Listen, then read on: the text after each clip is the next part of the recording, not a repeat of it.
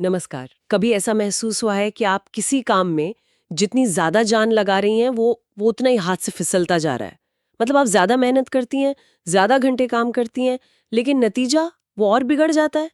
ये एक अजीब सा विरोधाभास है जिसे हम सब ने कभी ना कभी महसूस किया है। तो आज हम इसी गुत्थी को एक तरह से सुलझाने की कोशिश करेंगे। How to achieve anything effortlessly. अब ये एफर्टलेसली यानी बिना मेहनत के, ये शब्द सुन के ही थोड़ा अजीब लगता है ना? हाँ बिल्कुल, क्योंकि हमें तो हमेशा यही सिखाया गया है कि सफलता के लिए कड़ी मेहनत जरूरी है। एग्जैक्टली तो आज की हमारी ये जो चर्चा है, इसका मिशन इसी विचार के पीछे के मनोविज्ञान को समझना है। क्या वाकई बिना जोर जबरदस्ती के एक सहजता के साथ बड़े लक्ष्य हासिल किए जा सकते हैं? और अगर हाँ तो कैसे? इसकी शुरुआत एक बहुत ही दिलचस्प विचार से होती है। इस पूरे कॉन्सेप्ट को समझने के लिए जो सोर्स है वो हमें फ्लूइड डायनामिक्स की दुनिया में ले जाता है। Fluid dynamics? हाँ, जो बताता है कि तरल पदार्थ और गैसें, मतलब लिक्विड्स और गैसेस, कैसे बहती हैं। अब ये सुनने में थोड़ा जटिल लग सकता है, पर असल में ये बहुत सरल और गहरा है। सोचिए, बहाव दो तरह का होता है। एक होता है शांत, व्यवस्थित और सहज बहाव, जिसे विज्ञान में लैमिनार फ्लो कहते हैं। Laminar flow? हाँ, जैसे शहद की एक धार बिना किसी छपाके के धीरे धीरे गिरती है, या एक शांत नदी जो बिना शोर किए बहती रहती है। इसमें हर कण एक सीध में चलता है और ऊर्जा बिल्कुल बर्बाद नहीं होती। और दूसरा भाव जाहिर है इसका उल्टा होगा। हाँ बिल्कुल, दूसरा होता है उथल पुथल से भरा अशांत बहाव, जिसे टर्ब्यूलेंट फ्लो कहते हैं। सोचिए, पहाड़ों में चट्टानों से टकराती हुई नदी, या तूफान में समंदर की लहरें। सही, उसमें ऊर्जा हर तरफ बिखरती है, बहुत शोर होता है और आगे बढ़ने की रफ्तार में बहुत रुकावट आती है। अब सबसे दिलचस्प बात यह है कि यही सिद्धांत हमारे मन पर भी लागू होता है। जब हमारा मन शांत, स्पष्ट और केंद्रित होता है तो वो लैमिनार फ्लो की स्थिति में होता है, और जब वो तनाव, चिंता और जल्दबाजी से भरा होता है तो वो टर्बुलेंट फ्लो में चला जाता है। ये तो कमाल का नजरिया है। मतलब मतलब असल संघर्ष उस काम में नहीं है जो हम कर रहे हैं, बल्कि उस उथल-पुथल में है जो वो काम करते समय हमारे अंदर चल रही है। हम सोचते हैं कि जोर लगाकर हम काम को तेजी से पूरा कर रहे हैं, पर असल में हम अपने ही अंदर एक तूफान खड़ा कर रहे हैं जो हमें धीमा कर देता है। आपने बिल्कुल सही पकड़ा। ये तो वही बात हुई कि कोई नाव चलाने वाला चप्पू बहुत तेजी से चलाए, लेकिन बेतरतीब ढंग से, तो नाव आगे बढ़ने की बजाय गोल गोल घूमने लगेगी। क्या बढ़िया उदाहरण दिया है। बिल्कुल यही होता है।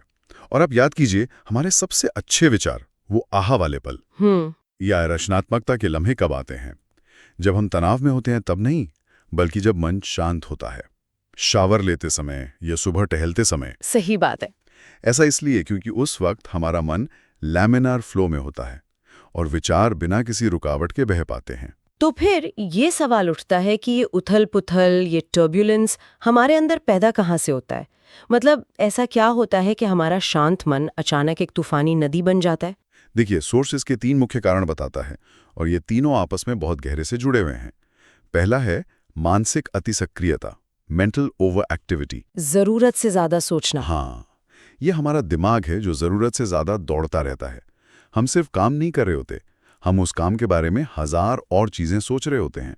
उन समस्याओं के बारे में चिंता करना जो अभी आई भी नहीं है। या मन ही मन में वो बातचीत दोहराना जो शायद कभी होगी भी नहीं। बिल्कुल, ये जो दिमागी शोर है ना, ये हमें व्यस्त होने का एहसास तो देता है, पर असल में ये हमारी ऊर्जा को चूस रहा होता है। हाँ, ये तो बहुत आम है।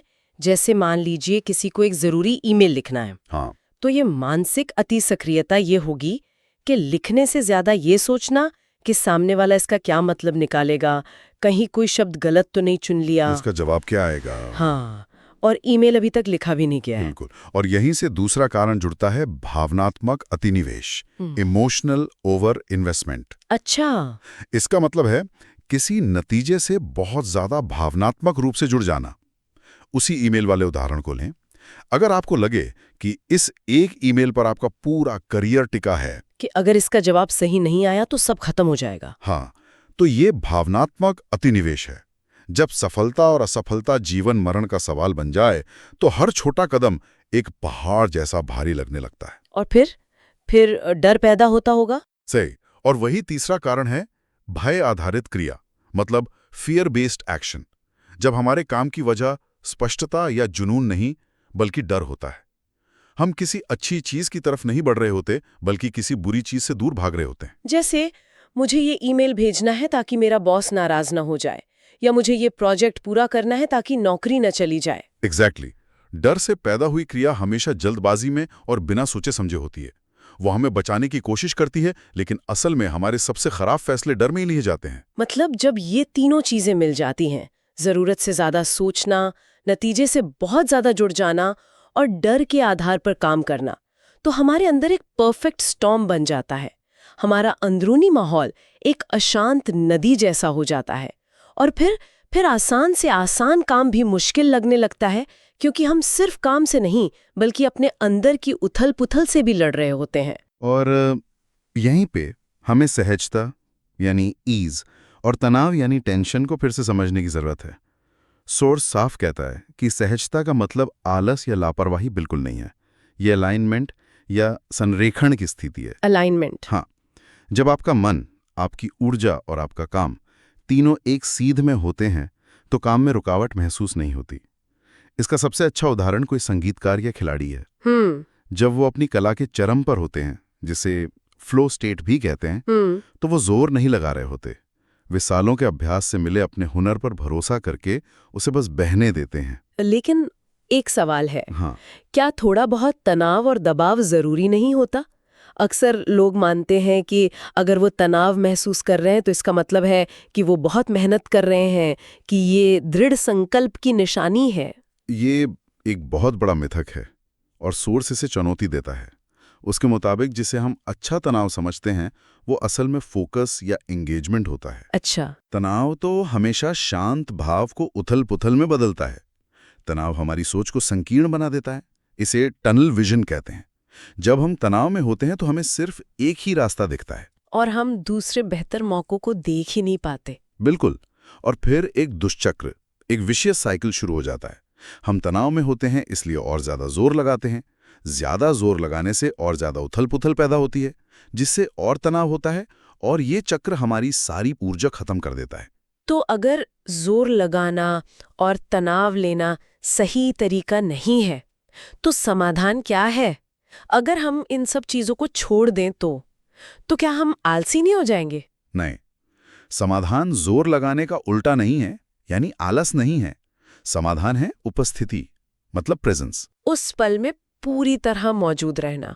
हाँ, सोर्स ही कहता है कि उथल-पुथल सिर्फ तभी मौजूद होती है जब हमारा मन या तो बीते हुए कल की गलतियों में उलझा हो या आने वाले कल की चिंताओं में।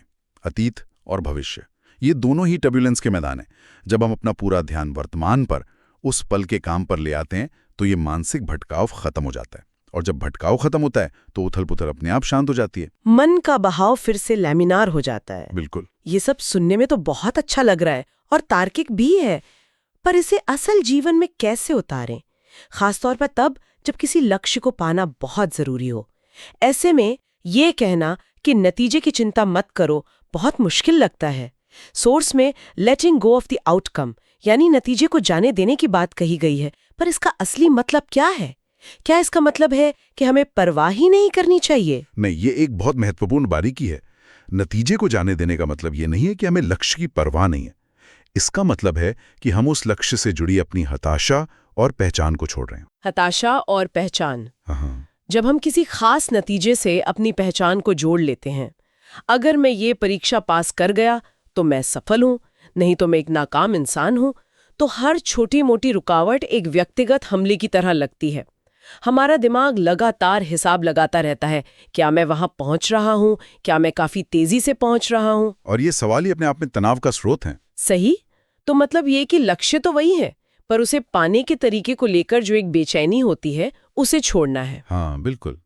जब हम इस पकड़ को ढीला करते हैं तो हम उस मानसिक ऊर्जा को आजाद करते हैं जो भविष्य की चिंता में बर्बाद हो रही थी। और फिर हम उस ऊर्जा को उस चीज पर लगा सकते हैं जो असल में हमारे नियंत्रण में है, यानी इस पल में हमारा काम, हमारा व्यवहार, हमारा प्रयास।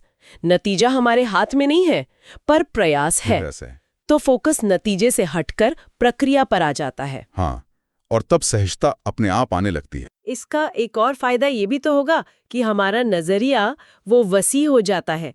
मतलब जब हम सिर्फ एक ही रास्ते और एक ही मंजिल पर नहीं अड़े रहते, तो हमें दूसरे रास्ते और मौके भी दिखाई देने लगते हैं जो पहले तनाव के कारण अदृश्य थे। बिल्कुल। हो सकता है कोई बेहतर रास्ता मिल जाए, या हो सकता है वो नतीजा जिसे हम असफलता समझ रहे थे असल में किसी बेहतर चीज की शुरुआत हो। और इसमें सबसे गहरी बात है अपनी पहचान को नतीजे से अलग करना। सोर्सेस से बहुत खूबसूरती से समझाता है, एक असफल प्रयास सिर्फ एक डेटा पॉइंट है, एक जानकारी है। ये इस बात का फैसला नहीं है कि हम कौन हैं, वो सिर्फ एक प्रयोग था जिससे हमें कुछ सीखने को मिला। जब ये डर खत्म हो जाता है कि अगर मैं फेल हो गया तो मेरी कोई कीमत नहीं रहेगी, तब हम बिना किसी बोझ के हल्के होकर काम कर पाते हैं। तब हमारा बहाव सहज और शक्तिशाली हो जाता है। तब सैद्धांतिक तौर पर तो समझ आ गया, पर जब असल में तनाव महसूस हो, जब लगे कि दिमाग में उथल पुथल मची हुई है, तो उस पल में क्या करें? क्या सोर्स कोई फौरी समाधान, कोई प्रैक्टिकल टूल बताता है इस बहाव को शांत करने का? हाँ, और यही इस पूरी जानकारी का सबसे शक्तिशाली हिस्सा है।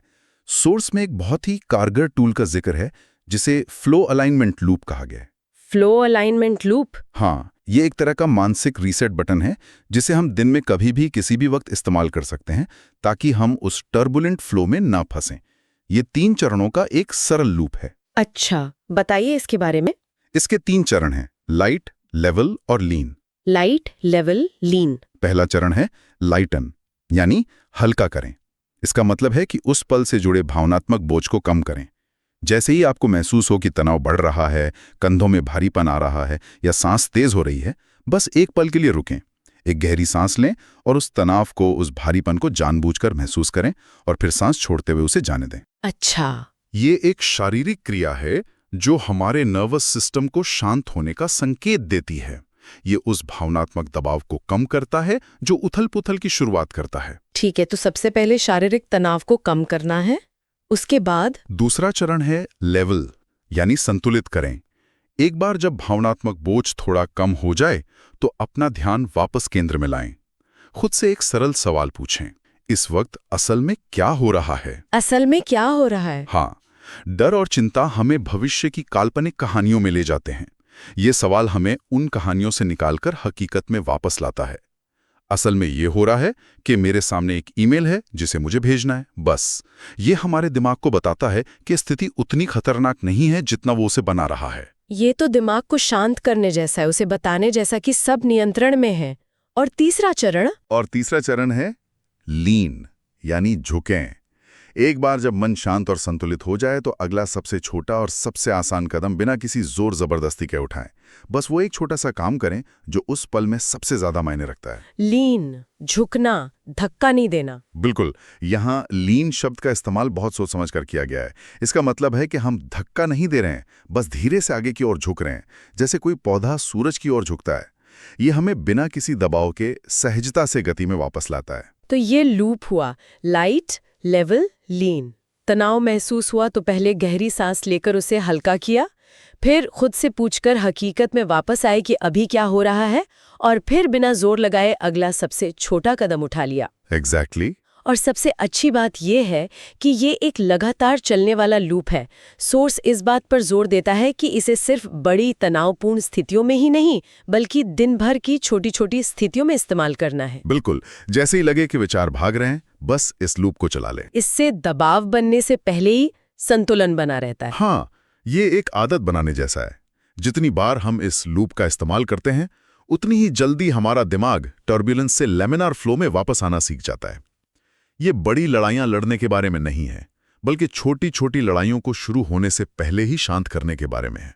तो आज की इस चर्चा का सार देखें तो हमने एक बहुत ही दिलचस्प यात्रा की। हमने फ्लूइड डायनामिक्स के सरल सिद्धांत से शुरुआत की और देखा कि कैसे एक नदी का बहाव हमारे मन की स्थिति को दर्शाता है।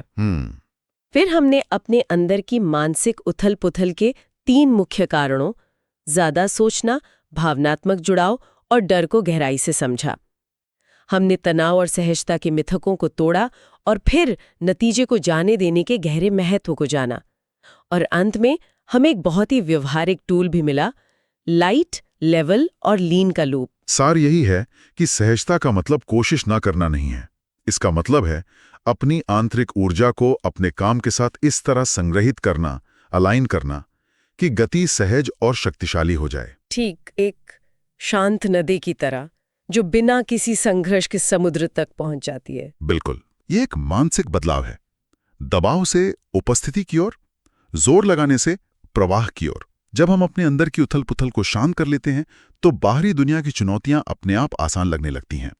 आज की बातचीत के बाद एक विचार जो सोचने के लिए रह जाता है वो ये है, अगर तनाव और दबाव सफलता के लिए उतने जरूरी नहीं है जितना हम मानते हैं, तो हम अपनी जिंदगी की किन चीजों को सिर्फ आदत या गलत धारणा की वजह से मुश्किल बनाए हुए हैं?